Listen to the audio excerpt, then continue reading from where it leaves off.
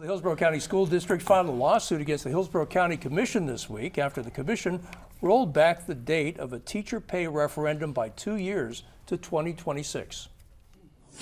The referendum was supposed to be on this November's ballot. The measure would let voters decide whether to increase property taxes by $1 mil. That's $1 for every $1,000 of a property's assessed value. The revenue would be used to raise teacher and staff salaries. This comes as the district deals with more than 500 teacher vacancies. A majority of Hillsborough commissioners voted to move the tax issue from the ballot because they said residents were already dealing with the high cost of housing. Patrick, why do you think the Hillsborough County Commission voted to move the date of this tax referendum back 2 years?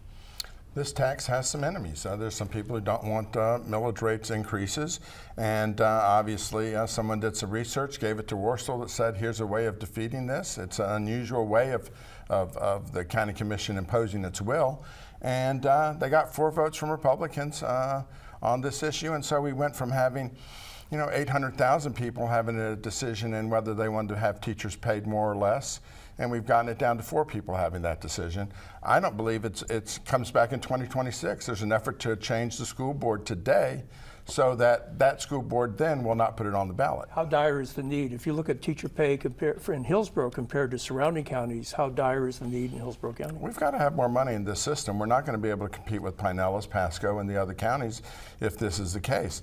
Hillsborough has a lot of tough schools to teach in, and you've got to reward people for doing this. We already have a teacher shortage, and this is only making it worse. Michael, is it unusual for county commissions to step in to say to school boards, we want you to move the date of the election? Yes. Pinellas County had a similar vote, and they just passed it along. So to see something like this, the superintendent for the Hillsborough schools was shocked.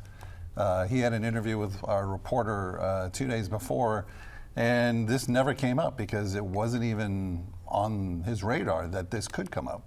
And there is precedent. Indian River in 2022, I think, they had a similar vote where they overruled the school board, and they ended up being overruled by the courts. So. I just want to add this. He was shocked because I don't think he went and visited the county commission. I've talked to a couple commissioners, said he never came to them before the vote, didn't ask them how they were going to vote, didn't explain it, and one of them was the new county commissioner. And I thought the school district should be in front of her telling her what was going on, what their needs were if you wanted to vote on it.